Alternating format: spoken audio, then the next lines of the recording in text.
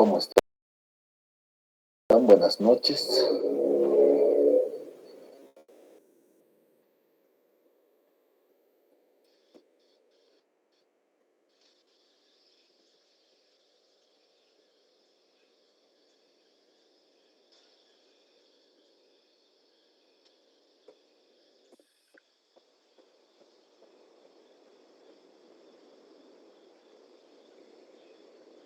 Buenas noches, licenciado.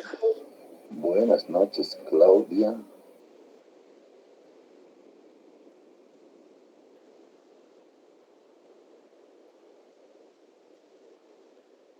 Bueno, como ustedes saben, estas sesiones son un poco para hacer ciertas orientaciones, aclaraciones y también dar algunas consignas, ¿no? Ya que estamos en la última, bueno, este fin de semana, el viernes, nos toca, ¿no? Nuestra última sesión, ¿no? La cuarta sesión y el desarrollo de la unidad número 4. Entonces, en ese marco hay que ir viendo también, ¿no? Dentro de un producto final, ¿no? Después del desarrollo de esa unidad 4, ¿ya? Deben de presentar un producto final, ¿no? Con una tarea final de lo que es el proceso de formación, ¿no? Entonces, en el módulo está, por ejemplo, como un producto final del módulo o una tarea final. Entonces, ya a partir de ahora o de mañana, por lo menos, ¿no? O una vez presentado las actividades que son hasta el día de mañana de la tercera semana, todo lo que concierne a dificultades de aprendizaje, ¿no? Ya tienen que ir también planificando y elaborando y construyendo ese producto final. Ya, ese producto final es igual, ¿no? Una tarea final de todo el proceso de formación dentro del módulo. Y lo que tienen que ir haciendo es, pues, ¿no? Construyendo, elaborando, ¿no? Entonces es una tarea más que requiere de algún tiempo, requiere de alguna eh, organización, ¿no? En todos esos aspectos. ¿Ya? Vayan viendo esos detallitos, ¿ya? Enseguida voy a explicar, ¿no? Cuál es un poquito la finalidad también de todo ello, de todo lo que es el trabajo final, ¿ya? En cuanto a lo que es dificultades de aprendizaje, creo que en la anterior sesión, ¿no? El viernes habíamos conversado de ese aspecto. Ya habíamos visto que son aspectos muy esenciales, muy importantes de identificar, ya cuando nosotros, ¿no? Dentro del aula podamos tener estudiantes con dificultades de aprendizaje. muchas asociadas a distintos trastornos puede ser, ¿no? ¿Ya? Nosotros las conocemos como problemáticas, ¿no? Entonces estos trastornos no pueden ser, hablábamos de los trastornos relacionados al neurodesarrollo, decimos, ¿ya? Estos eran, por ejemplo, la hiperactividad, ¿no? El trastorno por déficit de atención con hiperactividad, el trastorno del espectro autista, ¿ya? Que son los que generalmente ya son muy fáciles de poder identificar por ciertas características y ciertas conductas que muestran los estudiantes. Cuando hablamos de hiperactividad decíamos de que los estudiantes van a tener, ¿no?, cierta predominancia, ¿no?, a un déficit de atención, ¿no?, a generar poca atención cuando realizamos ciertas tareas, actividades, ¿no? La atención no es la que esperamos muchas veces. Entonces, en ese sentido, esas van asociadas, ¿no? Van asociadas muchas veces a la impulsividad y a la hiperactividad, decíamos. La impulsividad referida, ¿no?, a que, por ejemplo, en una aula, entonces, no sé, hacemos una pregunta y son los primeros, ¿no?, en querer contestar algo, digamos, aunque no esté acorde a lo que íbamos consultando, ¿no? Hay alguna tarea o actividad que quieras hacer y son los primeros en actuar, en decir, no, sí puedo hacerlo, ¿ya? Y la parte relacionada a la hiperactividad, ¿no?, son aquellos que van a tener un excesivo, o una excesiva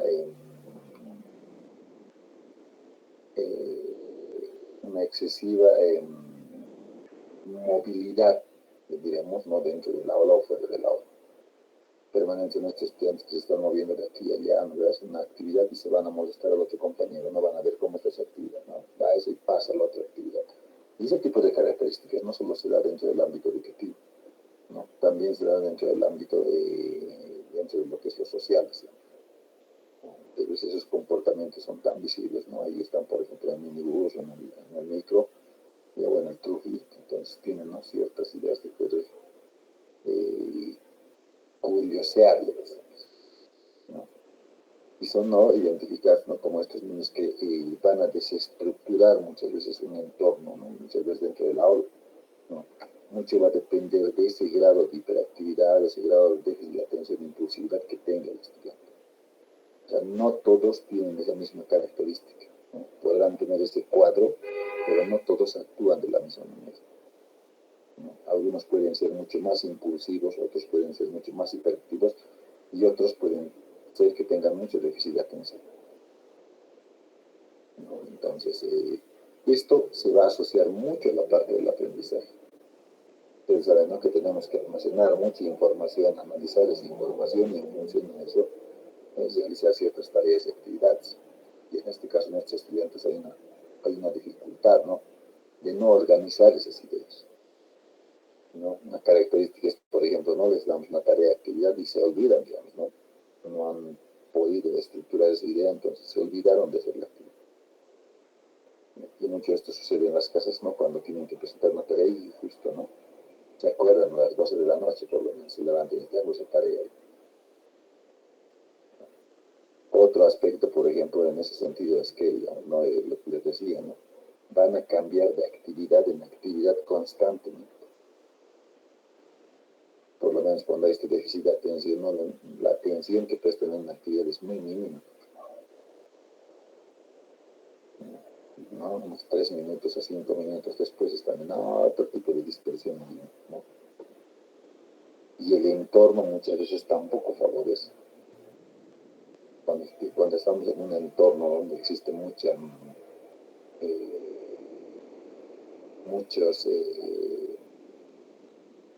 aspectos distractivos, ¿no?, van a generar mayor distracción, poca atención en el estudiante. Entonces, acá, ¿qué significa, no?, de que las funciones, aquí cuando hablamos a nivel del cerebro, ¿no?, existen ciertas funciones ejecutivas que tienen que realizar, o sea, tienen que ejecutar determinadas tareas y funciones. Y generalmente cuando hablas de estos estudiantes son aquellos que están, ¿no?, haciendo una actividad, otra actividad y otra actividad.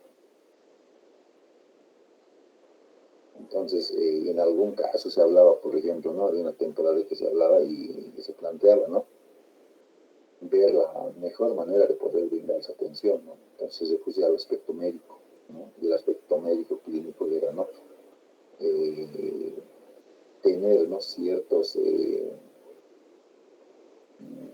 medicación, ¿no?, que pueda ayudar a controlar esa hiperactividad.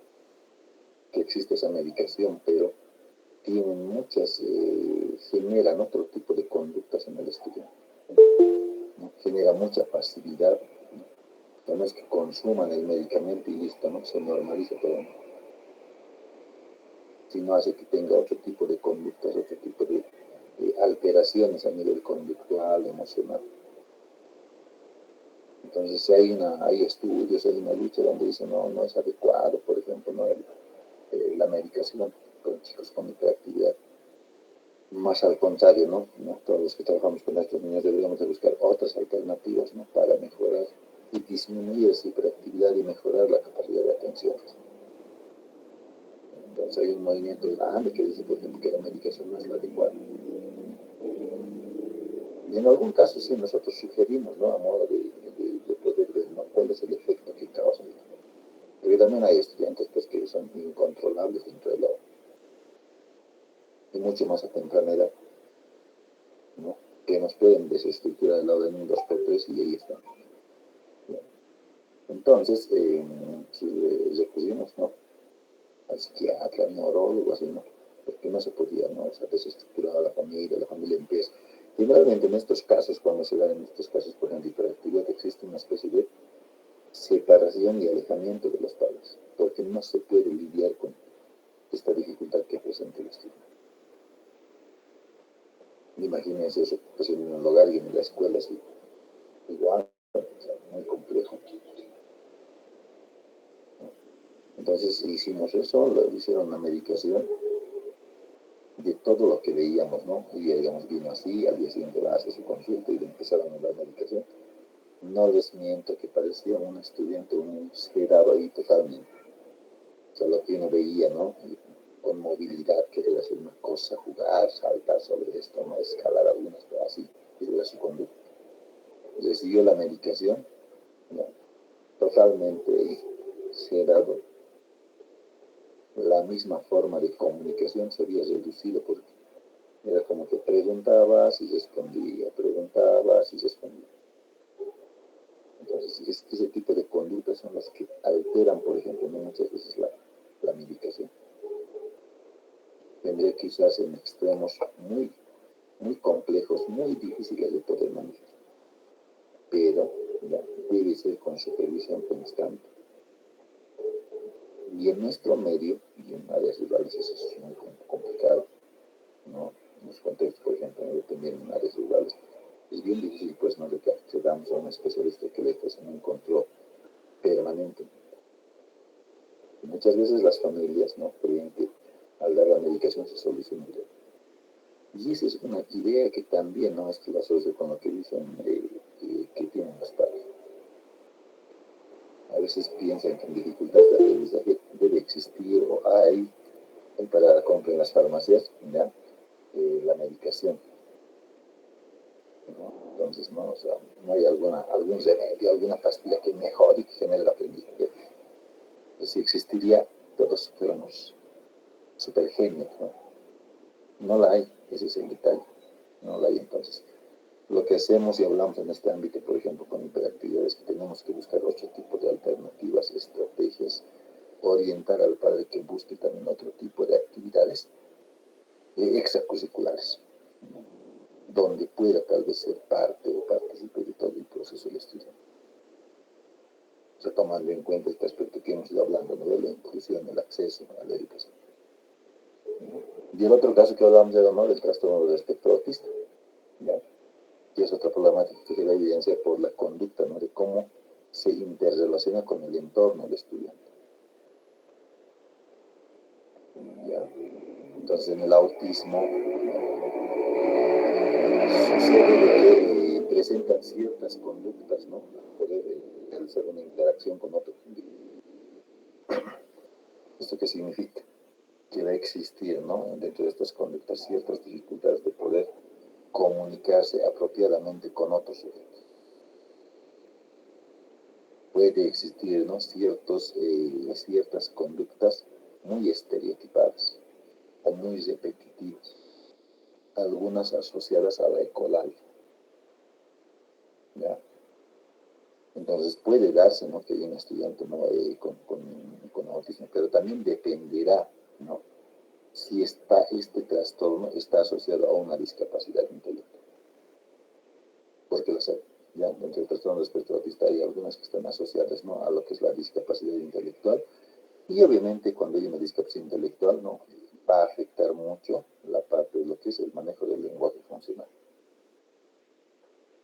En otros casos es muy reducido, ¿no? No existe ausencia del lenguaje. Es mucho más complejo generar comunicación, generar procesos de interrelación. Entonces, ¿qué debemos hacer? ¿No? Debemos buscar otras alternativas, otras estrategias, ¿no?, dependiendo su estilo de aprendizaje y aprovechando lo que hablábamos la primera sesión, decíamos, ¿no?, acerca, o sea, basarnos en el modelo teórico, ¿no?, o en las teorías de las inteligencias múltiples. Entonces, si nosotros identificamos, vemos que tenemos estudiantes con esas características u otro tipo de dificultades, lo que tenemos que hacer es buscar, ¿no?, algunas estrategias para poder trabajar con ellos. Decíamos también, ¿no?, de que estas dificultades no son homogéneas, ¿no? Puede ser que en el curso tenga dos estudiantes con trastornos de hiperactividad y planteo estrategias que van a ser iguales o no van a ser iguales, ¿no? Tienen diferentes características. Uno tal vez es muy impulsivo, uno tal vez es muy hiperactivo, el otro tal vez es muy falto de atención. Entonces, ¿no?, dependerá de cómo yo vaya estructurando, ¿no?, y vaya identificando, ¿no?, ciertos estilos de aprendizaje. Ahora también van a existir las otras, ¿no?, asociadas, ¿no?, las dificultades específicas del aprendizaje, ¿no?, asociadas a la decíamos, a la dislexia, ¿no?, a la discalculia, que van a ser, ¿no?, ciertas problemáticas que muchas veces pueden ser temporales en algún caso. Y todos estos términos, por ejemplo, utilizados con disgrafía, dislexia, discalculia, disortografía, en todas las dis que hablamos, ¿no?, siempre han sido asociados a la falta de algo, por eso era la ¿no?, dislexia, ¿no?, ausencia o falta del proceso lector, digamos, ¿no?, discalculia, ¿no?, dificultad para realizar cálculos. Entonces, todos estos aspectos, ¿no?, dentro de las dificultades de aprendizaje, ya decíamos que también tenemos que ir viendo los aspectos mucho más atrás. Cuando hablamos de discapacidad, les decíamos, ¿no?, tenemos que ver mucho la parte preventiva, pero nosotros también tenemos que conocer, ¿no?, cuáles son las causas, ¿no?, de estas dificultades.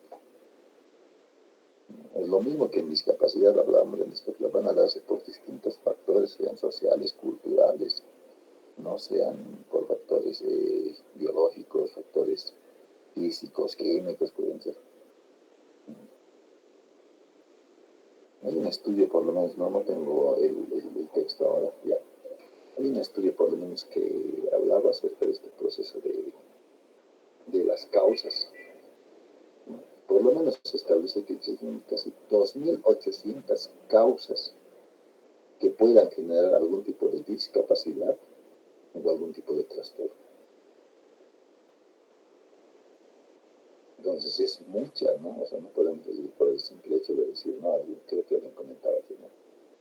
O escuchábamos escenas de ciudad, en otro contexto, mal estado gentante, un vasito de cerveza, ese nivel, no hace nada, más bien, ¿no?, va a mejorar el aspecto genético, dicen, ¿no? Entonces, ¿no?, puede ser una causa o puede existir otro tipo de causas, ¿no? Decíamos, ¿no?, el consumo de bebidas alcohólicas, ¿no?, el consumo, por ejemplo, de cigarros, el tabaco, o otro tipo de drogas en algún momento, ¿no? Puede ser la exposición a ciertos agentes químicos, ¿no? La exposición a ciertos elementos que sean nocivos, por lo menos, ¿no?, dentro del hogar, dentro del contexto, ¿no?, sabemos. Existen muchas causas que pueden generar algún tipo de trastorno, algún tipo de dificultad o discapacidad. Entonces tenemos que también nosotros, ¿no?, desde ese ámbito conocer, ¿no?, tener una historia, ¿no?, muy básica para poder saber, ¿no?, cuáles son estos factores, cuál es el entorno donde se desenvuelve el estudiante. podemos aprender que se van a dar, ¿no? A partir, ¿no? De ciertos factores que pueden darse, ¿no? O sea, un bajo rendimiento va a darse dependiendo de ciertos factores, ¿no? Sean factores económicos, psicológicos, emocionales, factores familiares o culturales, ¿no? Que pueden manifestarse. Entonces, en ese sentido, ¿no? Nosotros también tenemos que ir conociendo, no simplemente decir esta es la dificultad y empezamos a realizar esto, sino lo contrario, ¿no? Conocer cuáles son o debido a qué causas y factores también que se dan.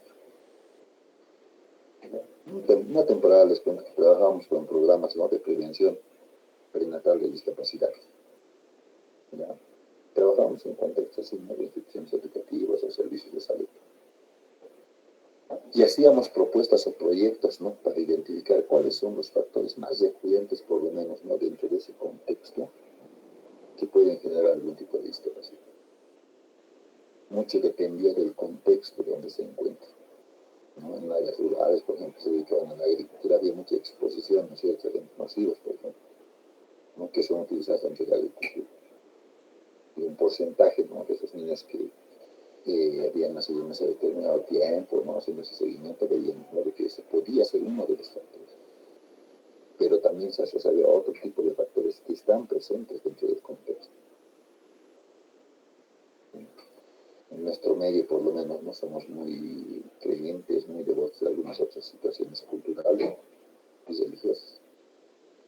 Existe una participación en ellas. Y otro aspecto que determinábamos, ¿no? Era de que muchas veces embarazos no eran planificados, que las madres no sabían si estaban embarazadas, ¿no? Pero estaban, no sé, en determinadas actividades que no deberían ser. Entonces analizamos, ¿no? Veíamos, ¿no? Distintos factores, ¿no? Dependiendo de los contextos. Dependiendo de los contextos. Entonces, te van a evidenciar que hay distintos factores, ¿no? Entonces, una vez identificamos cuáles son estos factores, nosotros tenemos que ir planteando, ¿no? ¿Qué estrategias también hacemos para prevenir todo ello? Ya les decía, ¿no?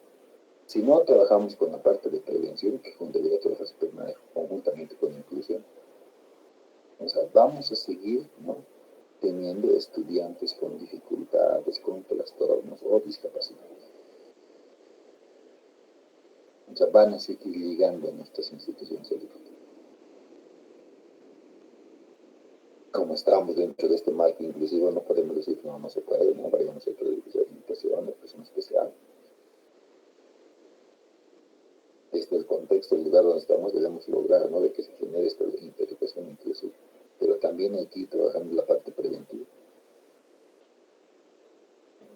Los padres, ¿no? Y los propios estudiantes, ¿no? En las etapas de secundaria deben de conocer qué factores son los que pueden incidir y pueden generar este tipo de situaciones a la larga,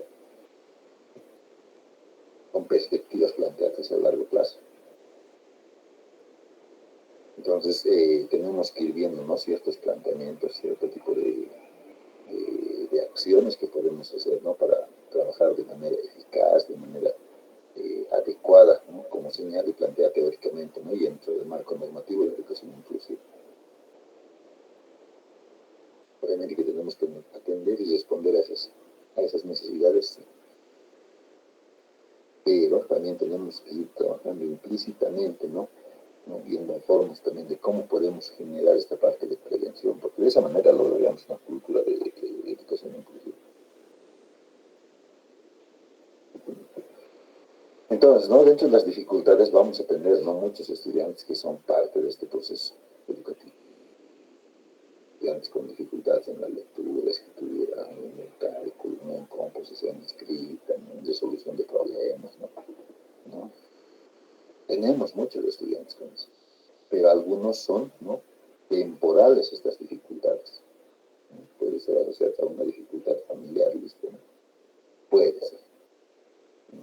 Pero hay unas que son permanentes, ¿no? Algunas que están asociadas a discapacidad. Las que buscamos, decíamos, ¿no? Tenemos que generar, ¿no? Espacios donde podamos brindar atención adecuada. Pero no me refiero a que debemos de crear, ¿no? Espacios, por ejemplo, ¿no? Como las clásicas aulas de apoyo, ¿no? Donde no van en grupo listo y duelo, ¿no? Sino que es parte del mismo proceso. El modelo integrador decía eso, ¿no? Donde establecer o buscar o crear aulas de apoyo, ¿no? Para trabajar, ¿no? Estas dificultades donde se identifican. Entonces, ¿qué hacían en las aulas de apoyo? ¿No? Recibían el apoyo donde tenían dificultad. No puede realizar lectura, entonces trabajar en lectura, ¿no? Con la finalidad de mejorar ese proceso y el proceso lector. ¿No?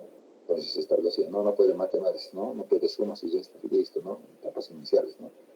Primero, segundo, por lo menos, ¿no? De primaria. Entonces dicen, no hay que trabajar esa parte y trabajamos, y se encamina. Pero hay estudiantes que requieren este apoyo constante y permanente, ¿no? Requieren de un apoyo constante y un seguimiento dentro de todo lo que se está haciendo.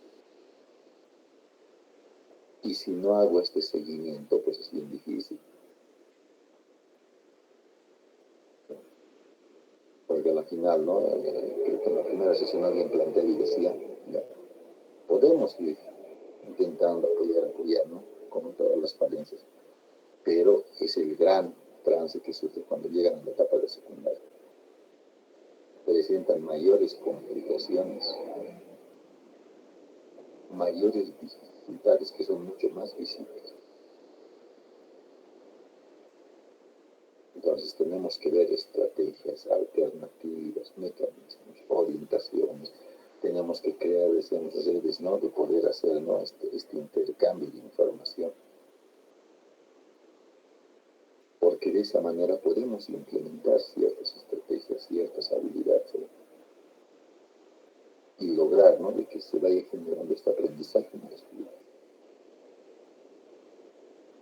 Esta problemática es la que permanentemente, ¿no? Como nos hemos ido enfrentando. Muchas veces hacemos adaptaciones, hacemos adecuaciones, vemos metodologías que pueden ser adecuadas. Por eso también parte importante involucrar dentro de todo este proceso a los padres, para que sean parte de ese proceso. Y establecer metas, ¿no? A corto, mediano plazo, que es lo que vamos a lograr alcanzar. Porque esto no desaparece, ¿no? Algunas veces cree, los padres piensan, ¿no? Que una dificultad es que padres parecer, o asumen, ¿no? Para mis hijos eran así, ¿no? Siempre tenían dificultad, ¿no? En esto. Y después se han ido no más adecuando. A veces se cree que se cree, ¿no? Que estas dificultades sí existen, pero van a pasar. Pero no estamos viendo, ¿no? Cuánto está afectando esta dificultad al estudiante. Si estamos logrando que se genere aprendizaje, hablamos de aprendizaje significativo. Si estamos logrando que se alcance eso a perfecto. ¿O no? Los apoyos que estamos brindando son los adecuados, oportunos. Estamos logrando mejorías. A la final es lo que buscamos, ¿no? Ver cambios, ver mejoras. Probablemente no esté a la par de sus mismos compañeros, pero tiene ciertas habilidades, ciertas competencias muy bien desarrolladas, perfecto.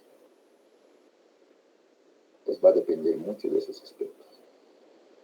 ¿Ya? La identificación, ¿no? Ya les decía, el diagnóstico no determina, ¿no? El diagnóstico no quiere decir por lo menos, ¿no? Es esto.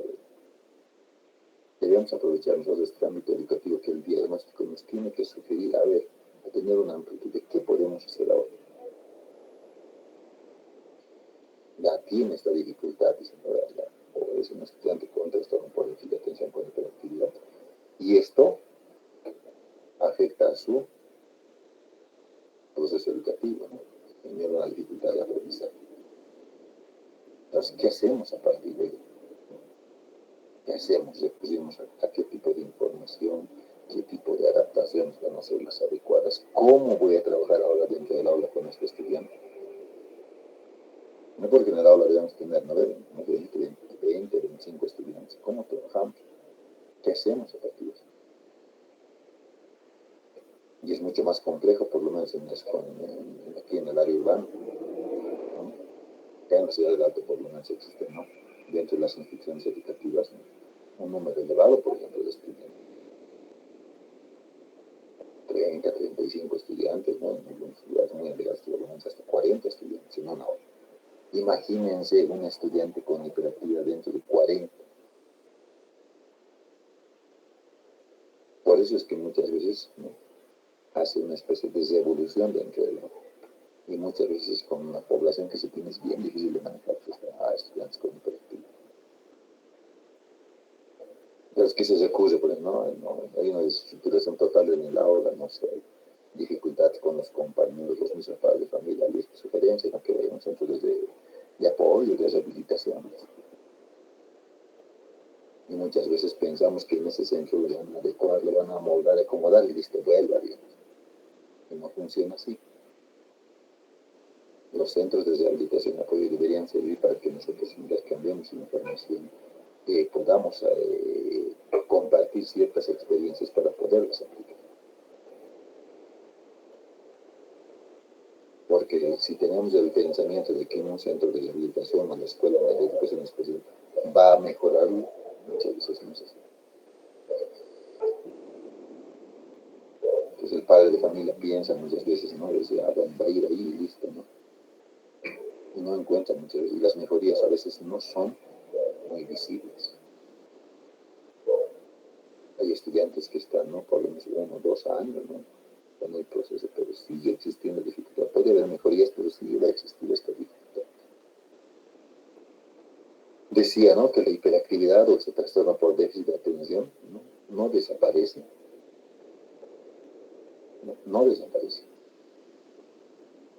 Existiría tal vez una especie de control, ¿no?, de manejar esos impulsos de esa hiperactividad. Ya, ¿no?, cuando ya están en adolescencia, en parte secundaria de los estudiantes, pero todavía va a seguir presente hasta su vida adulta.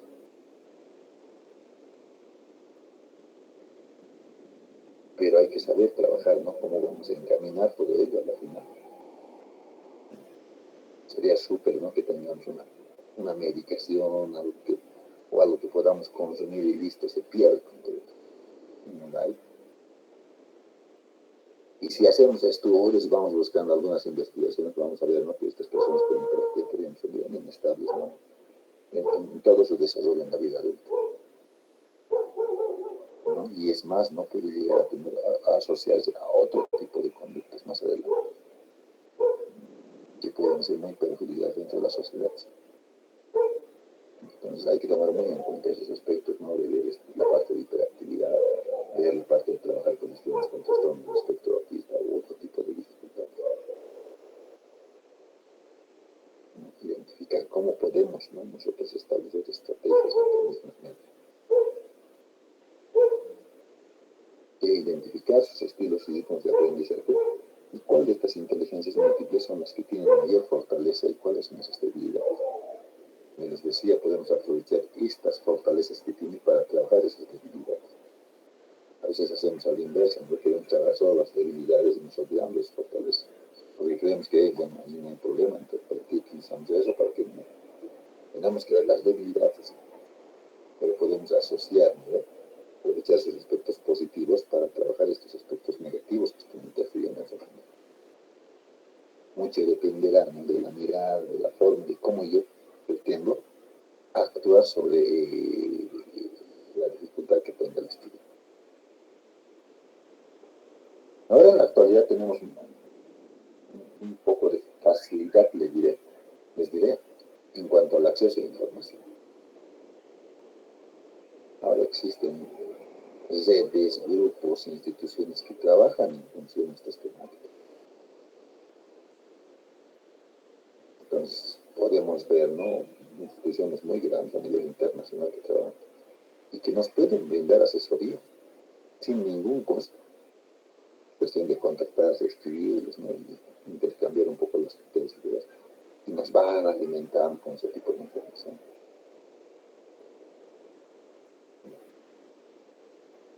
ChatGPT no nos va a solucionar eso, no le pones, no, ¿qué hago con mi estudiante con hiperactividad? Porque ChatGPT no me contextualiza, me da ciertas referencias, ¿no? Pues lo que tengo que hacer es buscar otro tipo de información. Ya existen muchos, ¿no?, por lo menos estoy asociado a varios de esos grupos, entonces se comparten experiencias, no sé, tengo este caso, no sé, y uno empieza a compartir, ¿no? También me parecía, entonces, esta estrategia no funciona. Y alguien plantea y dice, no, entonces trabajamos bajo esto, pues no. Pues a partir de eso podemos generar intercambio también. No nos limitamos solamente en lo que tengamos, en lo básico y listo, y que trabajar sobre eso. Tenemos que ser más amplios en ese aspecto. Va a existir mucha información, pero también puedo ir canalizando, ¿no? Cuáles son las que me van a orientar y apoyar. Y ahora nos mienten, ¿no? Hay redes, ¿no? E instituciones que trabajan con la parte de lo que es trastorno por déficit de atención con hiperactividad, de la misma manera, ¿no? Con trastornos del espectro autista, con solamente estos trastornos del aprendizaje, dificultades de también las existen. Y van planteando algunas propuestas, ideas, sugerencias, y de esa manera también nos enteramos, ¿no? Cómo hacen el abordaje, ¿no? En muchos países, por lo menos en Europa, por ejemplo en España, cómo se hace el abordaje. En Estados Unidos, cómo se hace el abordaje, por ejemplo, a niños que tengan, ¿no? Ciertos trastornos, dificultades o discapacidad. Entonces son medios que me pueden orientar, me pueden guiar también, ¿no? Para no estar muchas veces bien infraestructura solo con algunos aspectos. Puedo tener el criterio mucho más amplio y en función a eso asumir ciertas ideas, ciertos criterios para poner en marcha.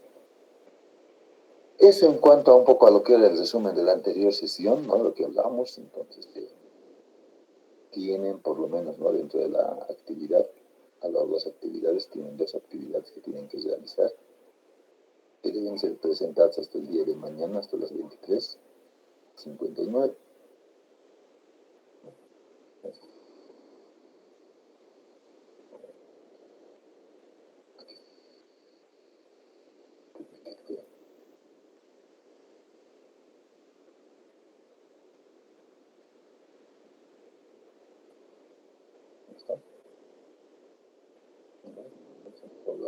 La sección ya, ¿no?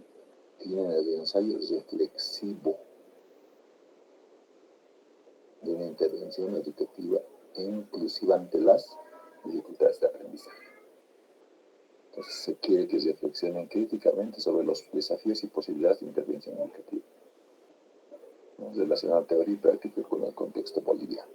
Entonces se quiere ojo que dice un ensayo reflexivo, que debe de contener su ensayo, tiene una introducción, tiene un desarrollo, y ya nos está dando parámetros, ¿no? Que vamos a ir haciendo en el desarrollo, los principales tipos de dificultades de aprendizaje, análisis del rol del docente, detección, acompañamiento en la intervención pedagógica, y proponga estrategias inclusivas para estas dificultades. Entonces, desde mi experiencia, desde el punto de vista, porque entonces hemos debido trabajar en algún momento con estudiantes, o trabajamos con estudiantes que tienen estas características que nos plantean. Entonces, en función de eso, yo puedo plantear, ¿no? Ciertas estrategias que han sido tal vez adecuadas, oportunas, que han servido para responder a estas dificultades. Debe de existir una conclusión, ¿no? Pues una conclusión crítica, reflexiva, ¿no? Como intervención, ¿no? Para transformar estas prácticas. Tomen nota, dice, ¿no? Bibliografía utiliza mínimo 2 citas textuales en formato APA séptima edición. Y acá tomen en cuenta igual, ¿ya? Dice, instrucciones del trabajo. Extensión entre 3 a 4 páginas. Tipo de letra y interlineamiento. Porque si hago 5 o 6 páginas, ya no estoy cumpliendo lo que me está dando la instrucción. Además, dice formato PDF, no dice en Word. La estructura debe de estar en base a la introducción, desarrollo, conclusión y bibliografía, ¿no? Debe tener esas protecciones. Deben de subirlo, ¿no? Su ensayo reflexivo individual en formato PDF a la plataforma, ¿ya? Entonces, si yo subo en formato Word, no estoy cumpliendo lo que me dice, ¿no? Y aquí su rúbrica dice eso, ¿no? Que deben utilizar el formato APA, debe existir una postura clara, dice, ¿no? Crítica y ética. Entonces dice, miren, cumple con el formato con leves desviaciones, ¿no? Si no presento en PDF, entonces, bueno, no estoy reduciendo automáticamente. Miren, cumple con la extensión, formato, claridad y presentación impecable en PDF. Pues ahí están, ¿no?, los puntos que tengo. En esta unidad no hemos hecho foro, ¿no? Y ahí está la actividad de aplicación e innovación. Y la segunda tarea es que ustedes tienen que diseñar una secuencia didáctica inclusiva. ¿Cuál es el objetivo? Que se diseñe o aplicar el enfoque del diseño plural de aprendizajes, ¿ya?, en la elaboración de una secuencia didáctica inclusiva, que responda a necesidades de estudiantes con dificultades de aprendizaje, pero en una participación equitativa en el aula. Y eso hay que tomar en cuenta, ¿no? Cuando me habla de esto y hablamos de inclusión, no solo me tengo que enfocar, ¿no?, en el estudiante o los estudiantes con dificultad. ¿Qué va a pasar con el resto? No solamente me aboco a estos estudiantes con dificultades, ¿no?, trabajo de manera integral con todos. ¿Cómo va a ser ese trabajo? O sea, eso tiene que promoverse, ¿no?, la participación equitativa en el aula.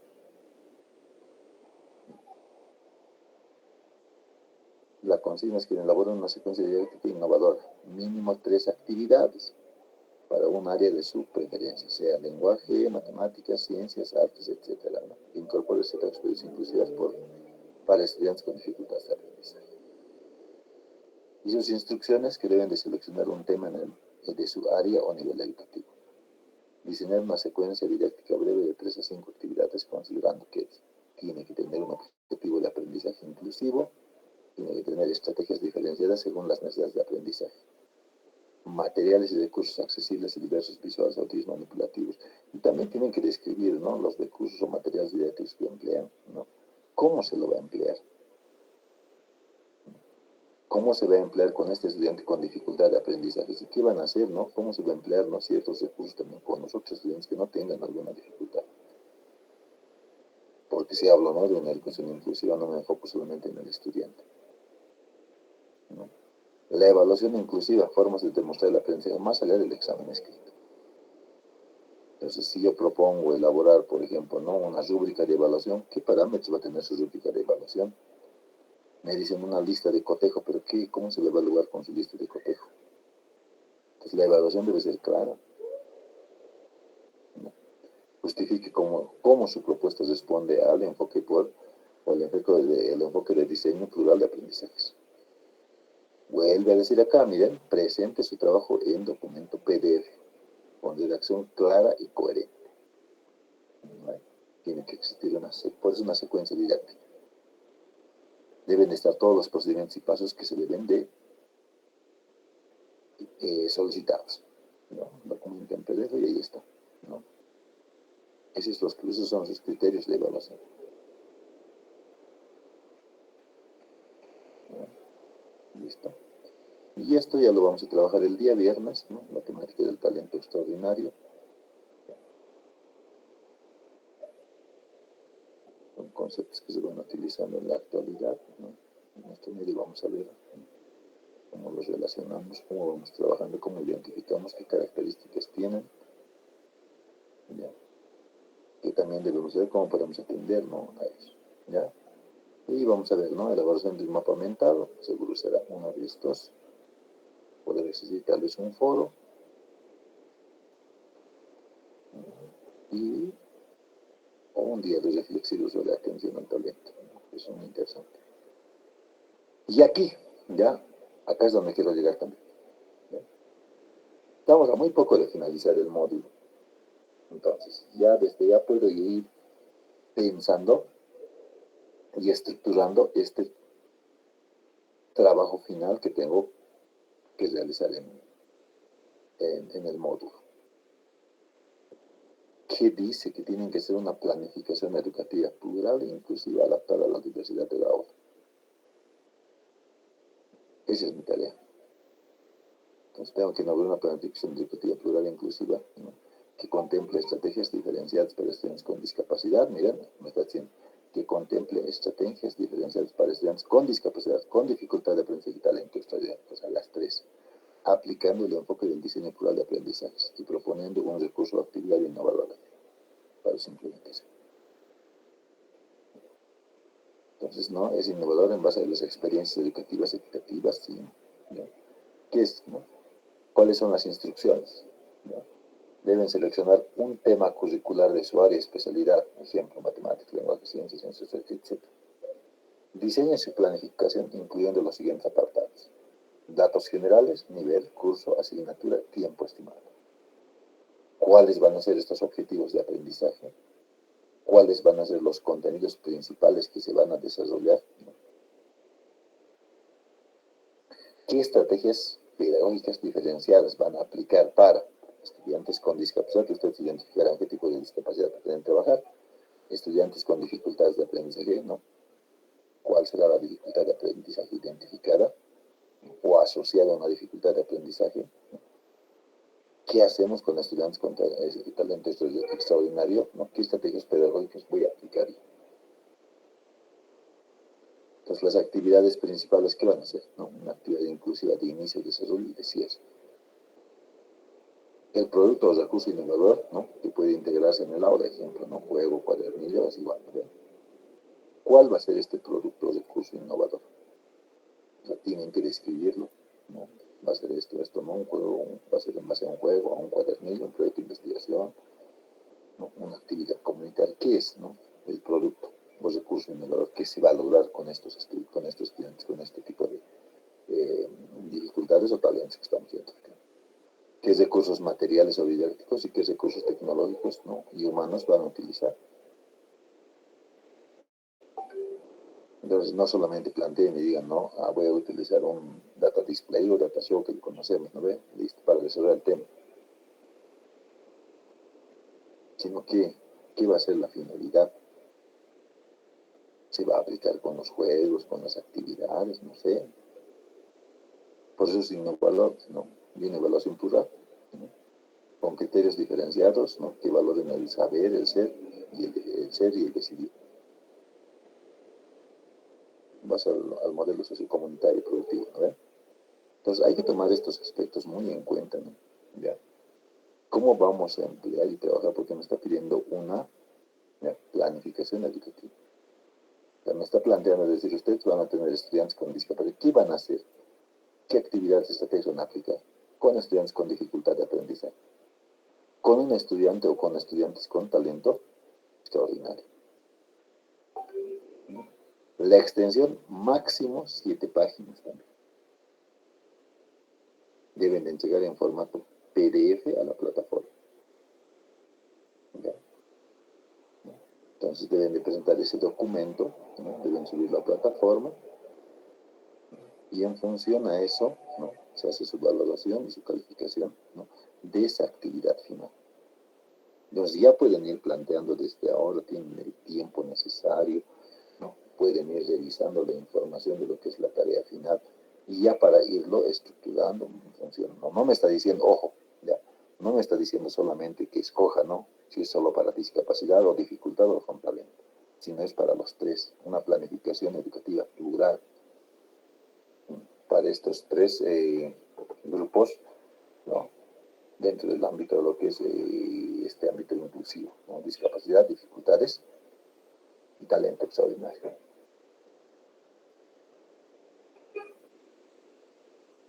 Es que ustedes elijan la temática, ¿no? ¿Qué contenido se van a desarrollar? Y aquí cuando hablamos de estrategias pedagógicas diferenciadas, ¿no? ¿Qué tipo de adaptaciones curriculares voy a plantear? Y en función a las adaptaciones implemento, ¿no? Metodologías y estrategias para tratar la temática o el contenido que estoy planteando. Pues me parece una actividad bien interesante, ¿no? Por donde vamos a ponernos todo lo que hemos ido analizando, revisando, estudiándolo, planteando ciertas tareas y actividades, ¿no? Se van a plasmar dentro de esta planificación. Ustedes van a planificar van a elaborar esta planificación para trabajar para poder ver, ¿no? Cómo podemos trabajar desde este ámbito inclusivo con estudiantes con discapacidad, dificultades de aprendizaje y talento extraordinario. Entonces, tomaré en cuenta algo que planteamos, decíamos, ¿no? Algo esencial y fundamental dentro de todo este proceso inclusivo para trabajar con estudiantes con discapacidad, dificultades de aprendizaje son la aplicación de ciertas adaptaciones curriculares, ¿no? ¿No? Que serán significativas, no significativas, que tengan que ir aplicando. Dependerá mucho de eso. Decíamos, ¿no? Va a ser lo más esencial, y algunas me decía, alguien a pensar, me decía, ¿no? Una de las esencias, ¿no? Me decía, o sea, va a llevar tiempo aplicar, elaborar y construir las adaptaciones curriculares. Exacto. Pero hay que implementarlo, ¿no? Para ver el alcance, ¿no? Porque estas adaptaciones están hechas para poder mejorar esta situación, esta dificultad que atraviesa el estudiante. Entonces tendré que ver de la mejor manera cómo voy a hacer, qué tipo de adaptación. Por eso bien contextualizado. No, la idea es que se contextualice. ¿Ya? Porque si le damos toda la tarea a ChatGPT, no nos lo contextualiza. O sea, hay inteligencia artificial que nos puede orientar, guiar, pero muchas veces no es contextualizar. Entonces debo de aprovechar, pues puedo apoyarme, no es que no les digo que se puede, pero desde mi experiencia, ¿no? Desde el ámbito de donde yo me encuentro, desde el contexto de donde yo me desenvuelvo laboralmente, puedo plantear, ¿no? Este tipo de planificaciones. Y es un reto, es decir, que en algún momento vamos a tener que aplicar y trabajar todo esto. En algún momento se va a tener que emplear eso. Entonces, en ese sentido, ¿no? Hay que ponerle todas las ganas, ¿no? Que hemos ido empleando durante todo este proceso, ¿ya?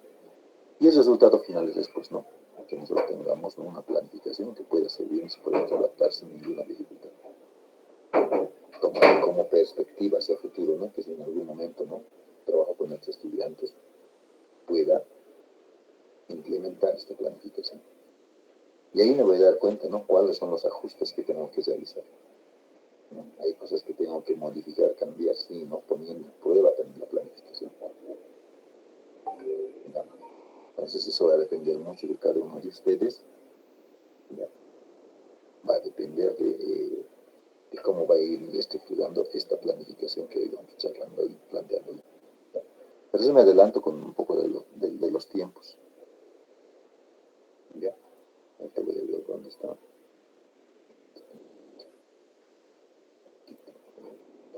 Tiempos.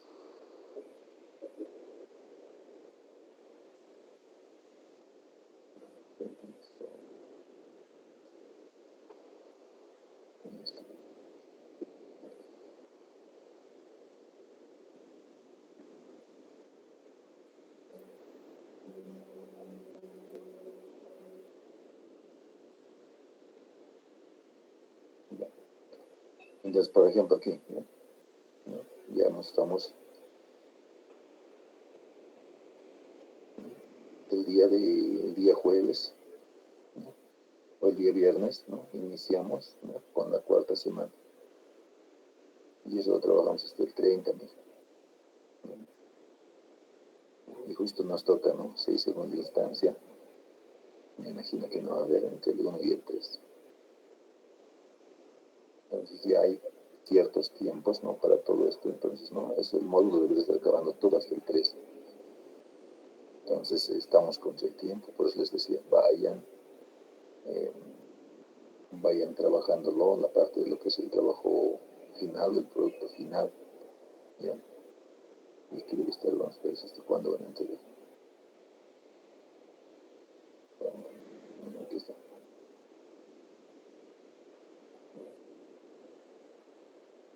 Aquí está el producto final, que no está activo todavía.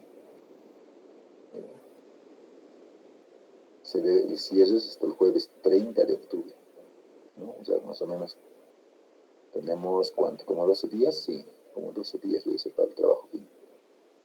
¿Ya? Ya el día viernes ya va a estar activo igual, ¿no? Que a partir de ahí ya pueden ir, ya deberían de estar trabajando la novela, pero ya está esa apertura para tal vez alguien de avanzado y lo va a subir al foro. No, ya solo tenemos 8 días, pero no 12 días, 8 días también. ¿Ya? Entonces no descuiden ese aspecto, por favor. ¿Ya? ustedes saben que no hay ampliación, no hay novedad, tenemos que ir dentro de los tiempos establecidos y concluir como corresponde, ¿no? Porque esto se va a fusionar con la actividad número 4, entonces tienen tareita nomás que elaborar y trabajarla, ¿no? En el tiempo que queda. ¿Listo?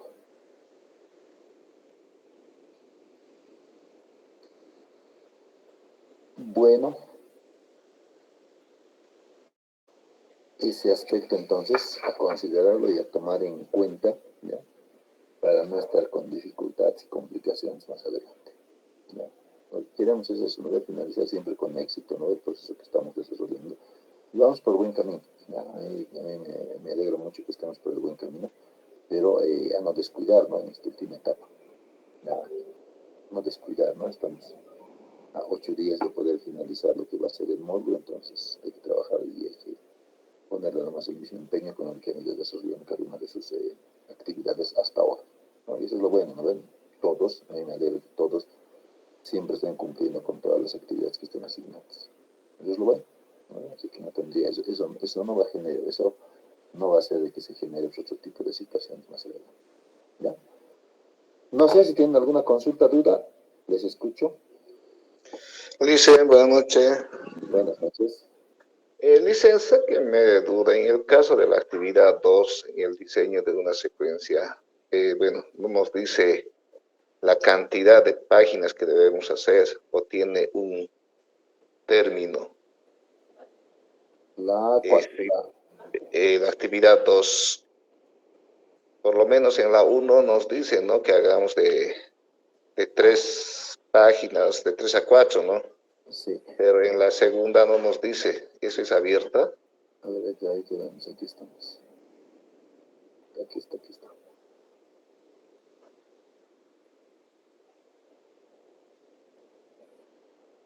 Es esta, ¿no ve? ¿No? La diseño de una secuencia didáctica, ¿no ve? Esta, ¿no ve?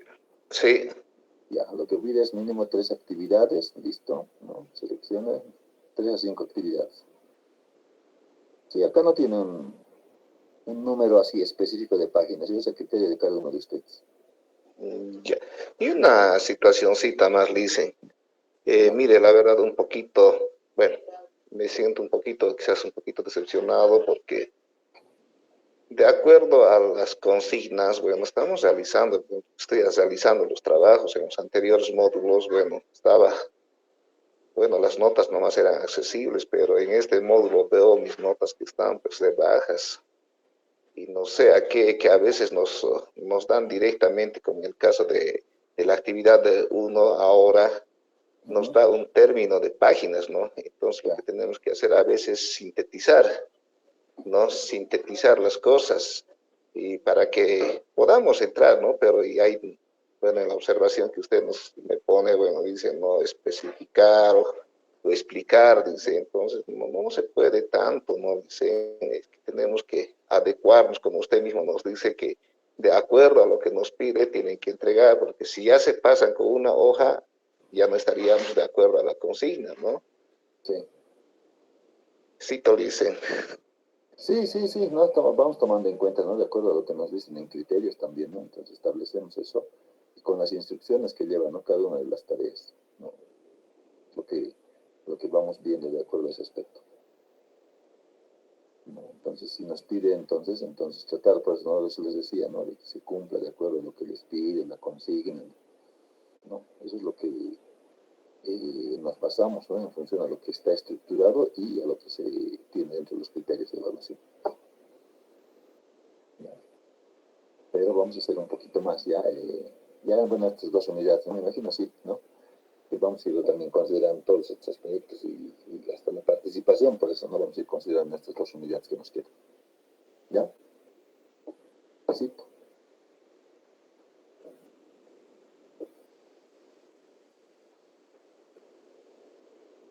¿Listo? ¿Alguna otra consulta, duda?